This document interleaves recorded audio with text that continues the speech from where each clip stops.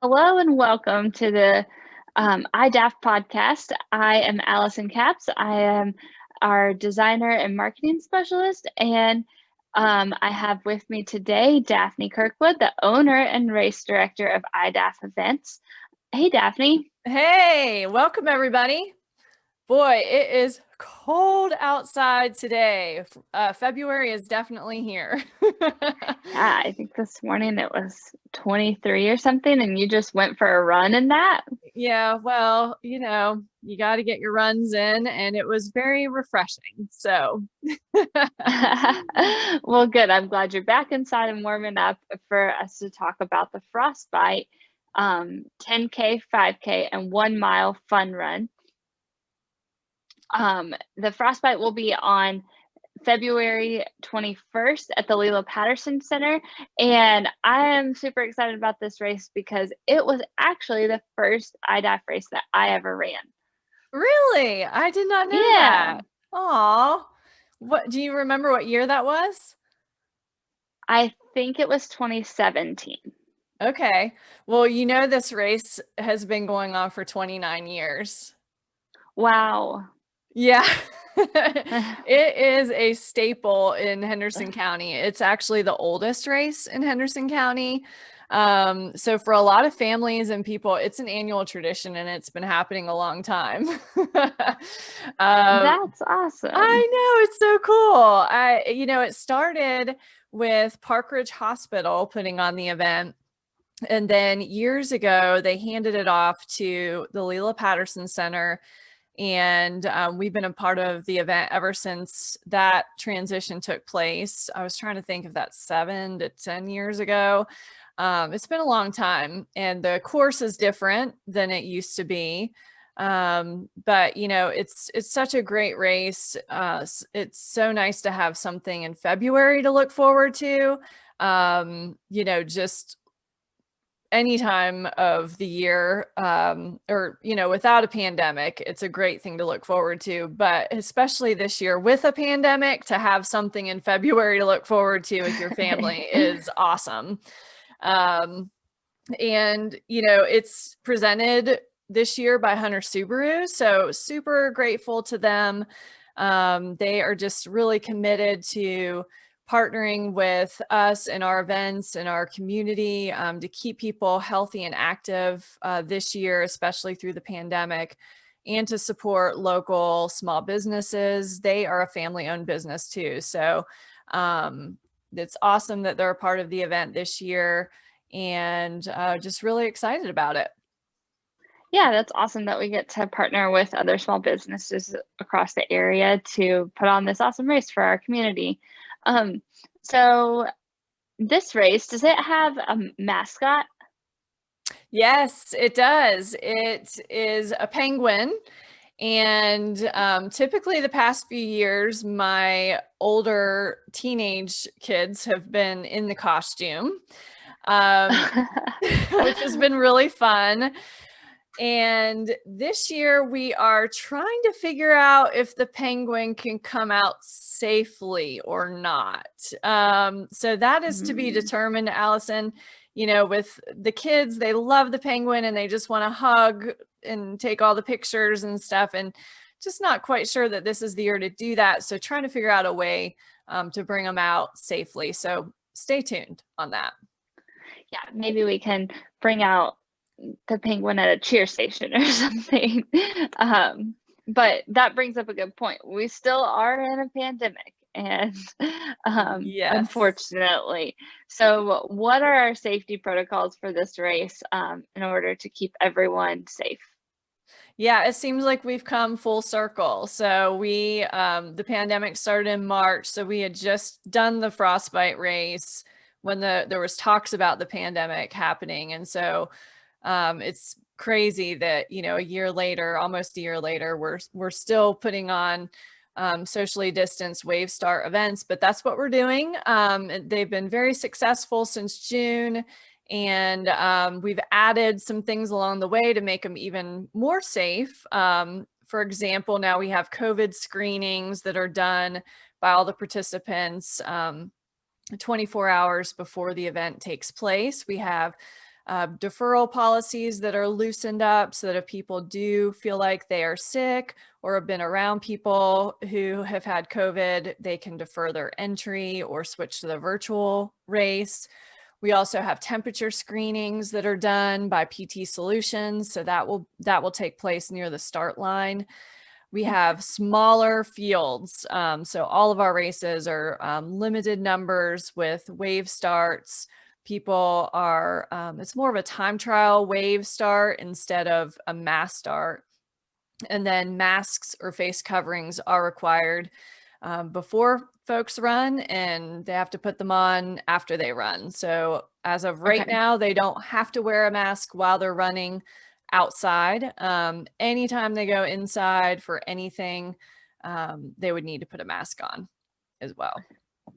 Gotcha. Okay, so you've mentioned something about the pre-event, like 24 hours before filling out some sort of form. So how do our participants do that?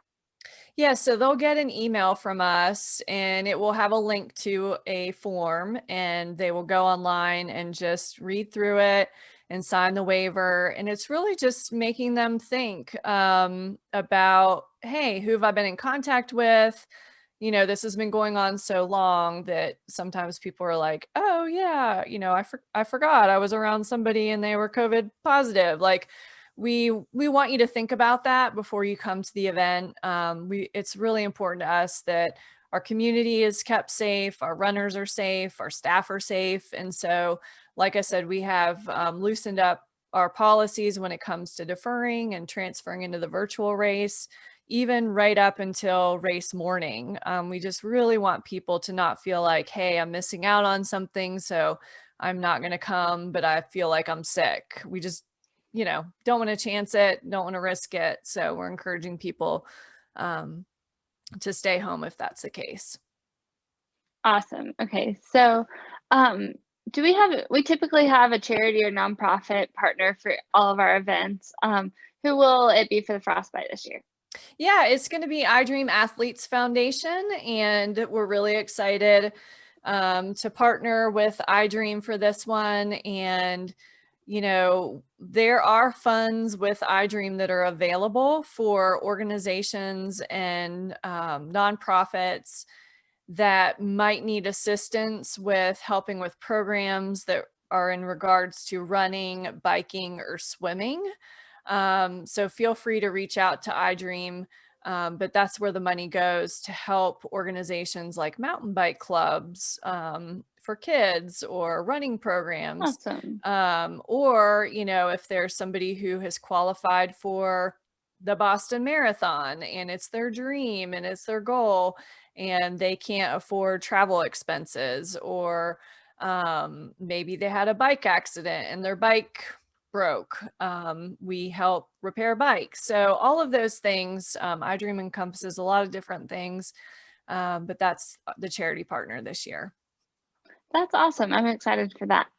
It'll be fun. Okay, so we have several different distances for this race, and I think we have a challenge on this one as well. So tell me a little bit about that and what runners can expect and what they can choose from. Yeah, so we have the typical 5K, 10K, 1 mile that this race has had for a long time. And a new challenge is being offered. We've been doing that for a few of our recent races and it's gone pretty well. We've had a good about 25 people for each of the challenges. And those are endurance runners who really want to get in a little bit more than a 10K distance. And so for this race, they can do the 10K and the 5K, which equals 15K or 9.3 miles. And then they are part of the challenge and they get a special swag prize for participating. Plus, you know, all the bragging rights too. I mean, come on, nine miles. Come on. That's awesome. So who's the 1 mile for? So the 1 mile is really for anybody. All abilities do it. You know, there are a lot of parents who do it with their kids. And then there's folks who have just never run before and maybe started in January and they're off the couch. They want to have a goal and they just want to come out and run for the first time a 1 mile distance. And so it's perfect for that. I would say the majority of people are in those two categories. Awesome. Okay, so it's not just a kids run, it's for anyone. Oh yeah, there's lots of adults that do it too.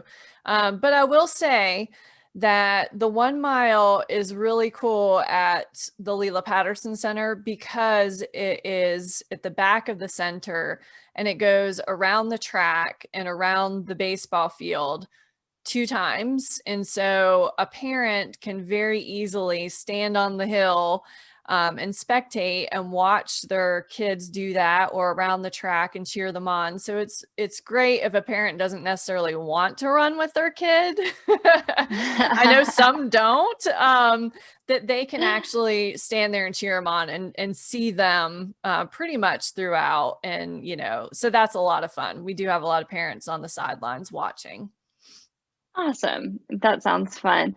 So you perked my interest when you were talking about that extra swag for the challenge. So every runner loves a little bit of swag with their race. So let's talk a little bit about swag and the new design of the swag. I had a lot of fun designing it and coming up with something a little different this year than we've had before. So before we kind of had the penguin and we've transitioned this year to a snowflake shirt. Yeah, it's such a cool design and people have just, given such great positive comments and feedback about the new snowflake design. Allison, you did such a great job with it. It's very detailed and beautiful and super cool. So thank you. We needed a little facelift, And so this year, all the finishers will get a finisher medal when they complete the 1 mile, 5K, and 10K. And those are upcycled medals with a wooden face to it with the new snowflake design. And I believe those have a penguin on them too. Yeah. Yep. And then we had 2 shirt options, a short sleeve and a long sleeve. And the free shirt deadline has passed, but people can order some limited sizes and quantities online if they want to. But they're both really cool. And then we also have some Run Local beanies, little toboggan hats, and our new Run Wild, Run Free, Run Local shirt. Awesome. Can you let's talk a little bit about our Run Wild, Run Free, Run Local shirt for just a minute.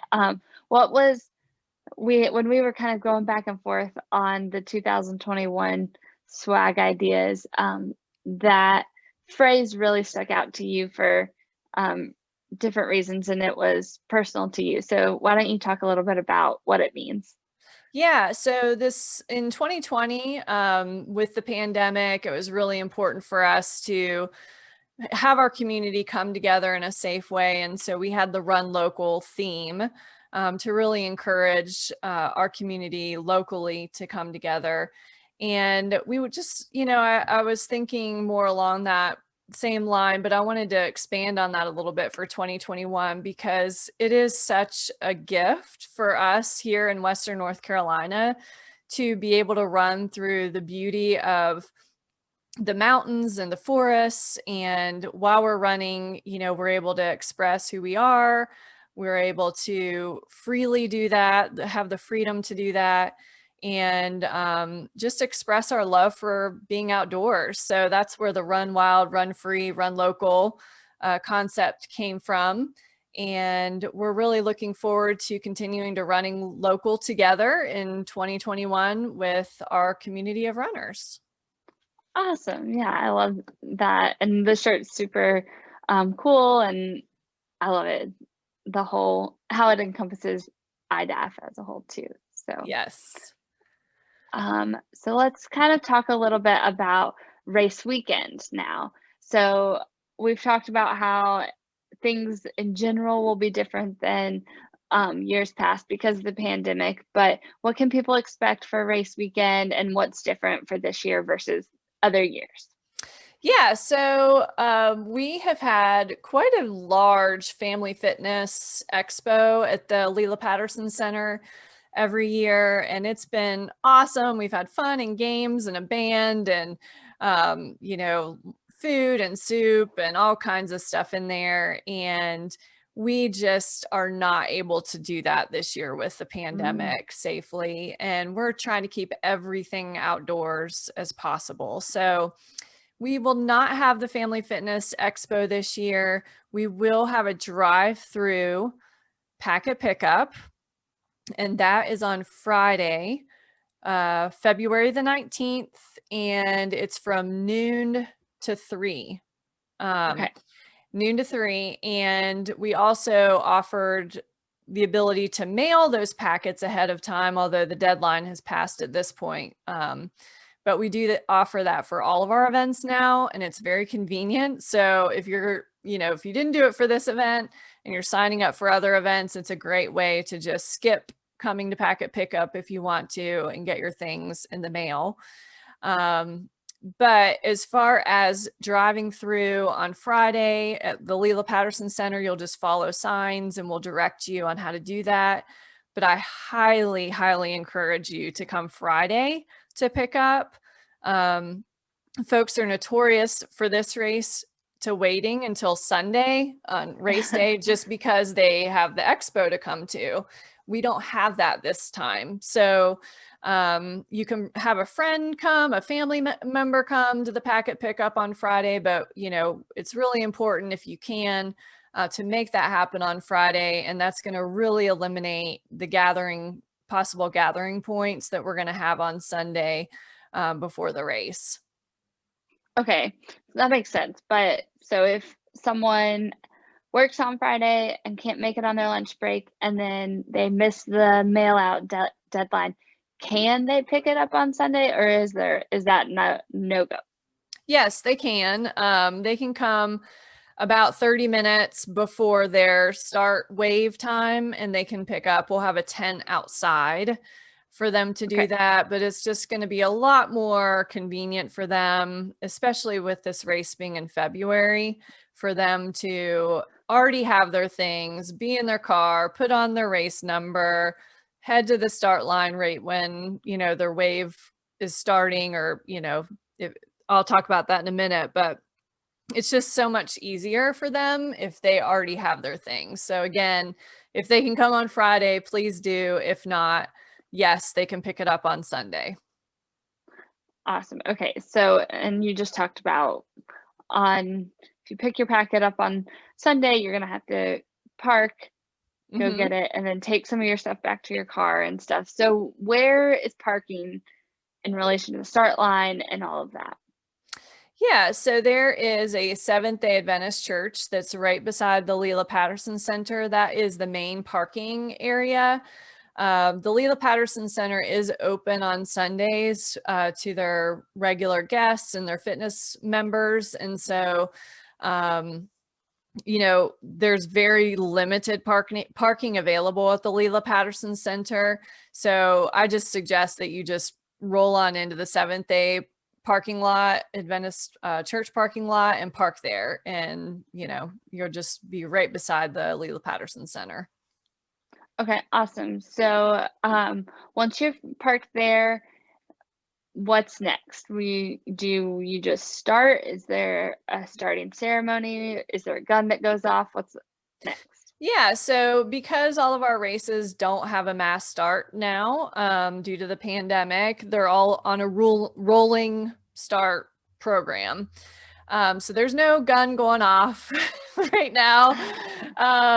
Yeah, unfortunately, but it's still a lot of fun, and you can, for the 1 mile, show up anytime between 1 and 1:30 p.m. So they don't have to get there right at 1, Allison. They can get there at 1:20 or 1:24. And basically they will have their race number on and they will start at the start line and they will, do their thing, and then they'll come back and they'll finish. And then the 5K has a rolling start, and that is anytime between 2:30 and 3:30 they can start. So I know a lot of runners who are competitive, I've been seeing them, and they try to get there right there at 2:30 or 2:25 to start. And you just really don't need to do that. There's plenty of time. So that's one of the nice things about this format is it's more relaxed, and you don't have to be there right at 2:30 for a gun to go off. So you can just show up and roll into the start line anytime between 2:30 and 3:30 p.m. for the 5K. Okay. And then the 10K is a little smaller of a window because of the roads that they're going to be running on. They're, more likely to have more traffic on them than the 5K, and the 1 mile won't have any traffic on it. But the 10K, they start anytime between 2:15 and 2:25. And the course time limit is 3:45 for all the races. So if you're a slower 5K runner, I would highly suggest that you start closer to the 2:30, 2:40 time, just so that you are finished by 3:45. Okay. Yeah. And then the challenge, just to hit on that really quick, the challenge participants, you have to start the 10K first, and that would start at 2:15. So I would be there at 2:15, 2:16 to start that. And, you have to start the 5K by 3:30 at the very latest. No exceptions to that. Awesome. Okay, good. Glad that we kind of got those start times figured out, because I know it can be stressful trying to rush to the start line. I myself have been late for a marathon. And so That's no good. no. And so the roll-in starts are awesome now because runners can run late or just show up and head out on the course. That takes the stress out of it. So once I get to the start line, just make sure your bib is attached to you, and it's gonna be cold. Well, probably because it's February. It might not be. We could have might not a be. 60-degree day, Allison. Who knows? It could be. In 2017 when I ran it in shorts and a long sleeve shirt. Oh, wow. Okay. Yeah, we've had some warm ones actually. Yeah, but if it's cold, just to mention real quick, we do need to see your race number, and that way the chip will pick up on the timing mats, and it's not covered up by your jackets or anything. So make sure it's on your outer layer, or as a runner, I found that sometimes on those runs, it's easiest to just attach it to your pants so that if you need to shed a layer, you're going to be picked up by the timing mat. Yep, smart. Yeah, I mean, it can't be hidden underneath a zipper jacket, your race number, because chances are it won't pick up on the timing mat, especially with thick clothing on and stuff. So you want to definitely have that on the front of you the entire time, whatever your outer layer is. Yeah. So where is the start and finish line located at? Yeah, so it is if you're looking at the Lelia Patterson Center building, both are to the left of the building. One change for this year, because of the wave starts, the start line and finish line are going to be separated. There's a grass median in between. And so just FYI on that, you'll see a feather banner that's going to mark the start line, and then the finish line will be marked by the big finish truss that says Frostbite on it. And so those two things will be split up this year due to the nature of the rolling and wave starts. Awesome. Okay, so what is the course like for this one? Is it road? Are we dealing with lots of hills? Because we know you like to sneak in a hill or two in your courses. Yeah. We'll talk about that little thing.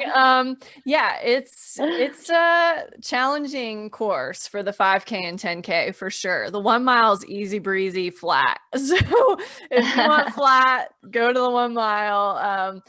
You know, in Fletcher and in this area, it's really hard to come up with a flat course unless you're at the park or along the track. So this is a challenge, guys and gals. It is the same course that's been happening for years, so no changes there if you have done the races before. But the 10K will run on Howard Gap Road, which is a fairly busy road, but you're going to want to stay to the right where you're running with traffic, not against traffic, but with traffic on Howard Gap Road.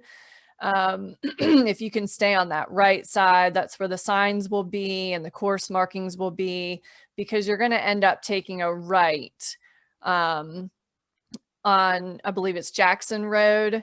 And so you want to stay on that right side for that. And then off Jackson, you're going to take another right on Patty's Chapel Road. Patty's Chapel Road is probably the least busy there. In the past, we've had a water station there, but we won't have one there this year. And we'll talk about water stations in a minute, but you keep going on Patty's Chapel Road. And on that road, you could get to your left because you're going to be taking a left off of Patty's Chapel Road and back on Howard Gap, and which is a little bit of a climb. And then Howard Gap, you're going to take a left on Hutch Mountain Road, and Hutch Mountain Road is where the 5K goes. So when they come out of the Lelia Patterson Center, they're going to take a right and then a quick right about a half a mile down the road onto Hutch Mountain. So that's where Hutch Mountain is where the 10K joins the 5K runners, essentially. And then the 10K will run on Hutch Mountain. They'll turn around. There's a spot in the middle of the road and we'll have cones and we'll have signs there, but the 10K will turn around. The 5K keeps going past that point to get more mileage. So just watch for those signs, but it is hilly. It's mostly paved, and on Hutch Mountain Road, I would say stay on the right side of the road, flowing with traffic, just because there is going to be two-way out and back on that road, and it's just easier the way that we have it set up, and the water station that we do have is going to be on that road too. And then the last about quarter mile, Allison, is on a packed dirt road which runs through a gate and behind the Lelia Patterson Center and Fletcher Academy, and then you finish on pavement. So just a little bit of dirt and gravel, but most of it is all on paved surface. Gotcha. Okay, so that makes sense that the 10K and 5K courses are different, which is different than a lot of our other races that, like, it's not two loops or anything. So pay attention to the signage for the 10K course or the 5K course, whichever you're on. And we do have a whole course preview that's on YouTube. If you just look up Frostbite course preview, you can see the whole shebang where I go over the course. So that's something good to check out. Thanks for doing that. So you mentioned that it's hilly, but where should runners be mentally prepared for those little hills? Hills. I was just looking at the elevation chart on the website, and it looks a little scary and ominous, actually. You know, for the 5K, the big hill is about 0.8 to 1.8, so about a mile. And it goes up, gradual, and then it gets a little steeper, and then you come down that whole thing because it's an out and back on Hutch Mountain. So that's the nice part, is, you know, once you go up, you're going to be coming right back down it.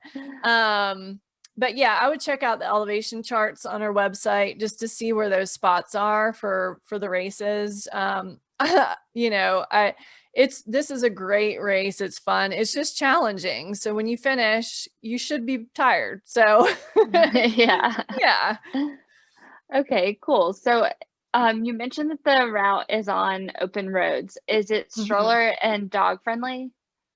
The 1 mile is fine to have a dog and strollers, but really the 5K and 10K, because of the traffic and it being open to traffic, it's just not going to be a good idea to bring those things for those routes. Okay, cool. Um, and what time does the course close for each event?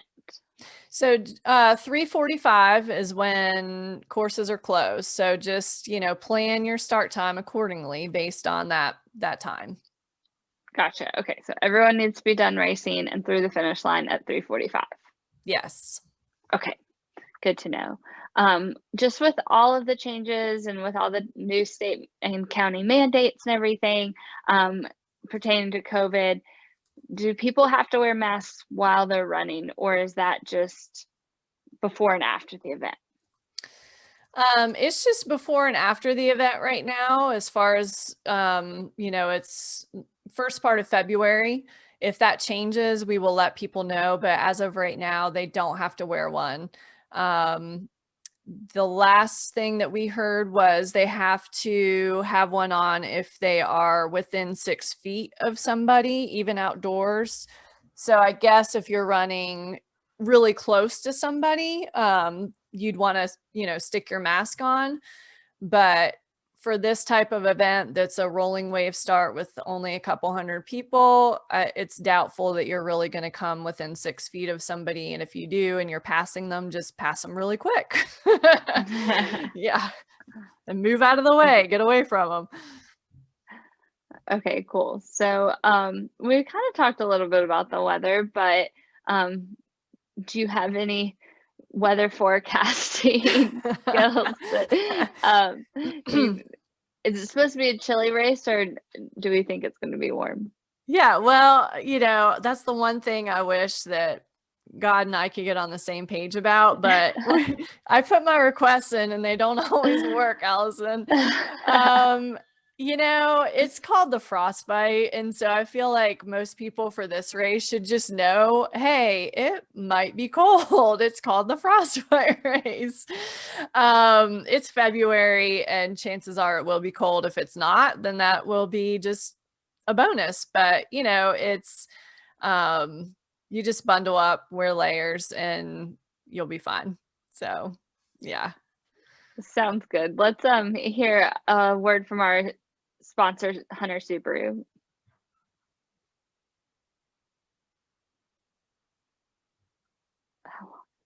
That's good. Okay.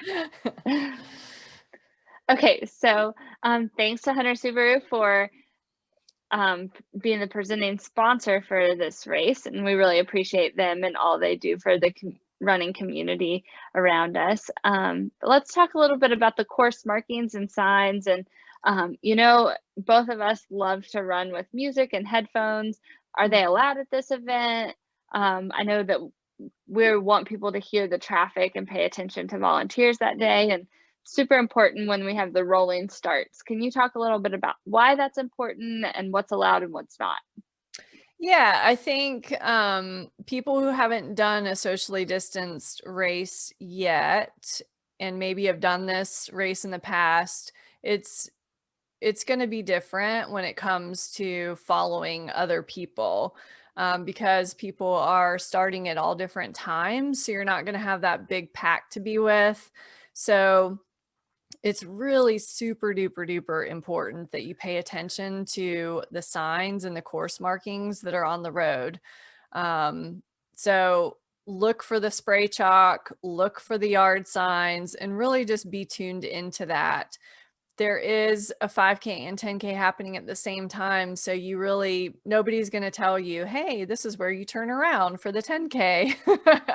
Yeah. You have to be paying attention to that. There's very limited volunteers now, just for safety due to COVID. And so, watch that course preview video, look at the GPS link, for this race, 5K, 10K, you can actually drive the courses ahead of time so that you know where the route is. That's a really good idea. Yeah, so there's information out there, and I would just take it upon yourself to do that. And then as far as music, yes, I love music, running especially, and it's fine to have headphones on, but please keep them turned down. There are going to be some police officers at different intersections, and people that might be saying something to you, and we've just had especially over the last 6 months, people who have headphones on, they don't pay attention to what our people are telling them to do. And so, I think if you're going to wear headphones, keep them low so that you're able to hear your surroundings and what's happening in the cars too, for sure. Okay, cool. So out on the course, you said that there'll be minimum volunteers. Will we have a water station out there with volunteers, and how do water stations work in a pandemic? Yeah, so we will have one water station. It will be on Hutch Mountain Road so that 5K and 10K runners can utilize it 2 times if they want to. The way that we hand out the water is different. So that's what participants will mainly notice, that's different, and the way that we sanitize things and gloves and things like that. I would suggest though, if you can, just bring your own water. A lot of people have hydro flasks and other things that they're carrying while they run if they get, particularly thirsty. Since it won't probably be a hot race, you don't really have to worry about dehydration, but it's always good if you're doing a 10K to have some electrolytes or some fuel maybe about halfway in. And so I would encourage you to carry your own with you just to avoid stopping. But if you have to stop and don't carry your own, we will have one station for you. Awesome. Okay. Let's talk a little bit about the challenge and what the challenge is and what the participants get for doing the challenge. Yeah, we touched on it quite a bit earlier, so I'll just mention, the challenge. I think that there's about 15 people signed up for it right now, and we're limiting it to 25. But it's really for that endurance runner who wants the extra challenge of doing the 10K and the 5K. And for this race, if you've done our other challenges, the courses are different. A little bit's the same, but not the whole thing. So it would give you some variety too. So let's say you're training for our half marathon that's coming up in Asheville on March 20th. It might be good for you to do the 9 miles just as part of your training plan. But we also have a special prize and swag for people just for participating in the challenge. So that's fun too. But yeah, the 10K, you have to do the 10K first. That's the important part, is get the 10K done, Okay. and then the 5K you do second. Okay, cool. That's good to know, because I would probably get the short one done first, but knowing that we got to do the long first. Yes. Okay, so if someone wants to come watch a runner friend or cheer them on, is there a place that they can go on the route to cheer, or can they just stand around at the finish line? What can they do to cheer? Yeah, so the gathering restrictions are still 50 outdoors in North Carolina. And so it's important that we don't have gatherings or groups at, certain spots. So all at the finish line waiting for somebody, or all at the start line. So it's great to disperse and not have any groups gathered throughout. And so for this race, the best spots are going to be behind the Lelia Patterson Center, behind the start and the finish areas. I said, for the 1 mile, it's around the track, or there's a hill that folks can stand on and just disperse. You don't have to be right next to anybody. There's plenty of open areas and space. For the 5K and 10K, you can walk reverse of the course, and there's a dirt road, and there's an old barn over there. That's a great place to watch. So, just move down the course a little bit and just stay out of the start finish areas so that we don't have people gathering and hanging out there. And really, for this event, because we don't have any big activities happening as far as the expo goes, spectators might just want to stay home this year. It's not a bad idea to just, forego coming with your friend or family member and just, have the runner come only. Okay, that's good to know. So we've talked a little bit about the rules, but are there any other rules that we need to know for this race, aside from the COVID ones that we've talked about and things like that? Yeah, I would say, bring your positive attitudes. It's not really a rule, but It's a rule for iDaph. It's a rule for iDaph. It is like, we put our hearts and souls into planning these events for you guys, and we can't control the weather. We don't know what it's going to be. So just show up and be ready to have fun and a positive attitude, and have a good time. Like, just enjoy yourself. And we're just so proud of everybody who's been able to train through COVID and the pandemic and stay at it. And so this is a great goal. And we just want everybody to really have a good time and have a good attitude. There's no rollerblading allowed at this event or skateboards, Allison. But really the biggie is, following the rules of the road, paying attention to cars, staying to the side and not running in the middle of the road. Roads, will have traffic on them on a Sunday afternoon. There shouldn't be a ton of traffic. And then also just be courteous of the other foot traffic, the other people who have started before you or who are finishing. Move out of the way. Let them pass you. Let them, go around you and say hi to people. As you're running, it's like, yes, you can get in your zone, but be friendly and say hi. I mean, these are the people who are doing what you're doing and you're all out there together. So, just be nice to each other. Yeah, I love the camaraderie of the runners at our events, and it seems like you start to pass some of the same runners and just saying hey to people, and being competitive is fun, but also, diving into your local running community is fun too. So Yeah, exactly. I exactly. love that. So, okay, so now we've gone over the start line, the course, all the rules for the course. We're crossing the finish line. What's next? Yeah, so you're going to pick up your awesome finisher medal.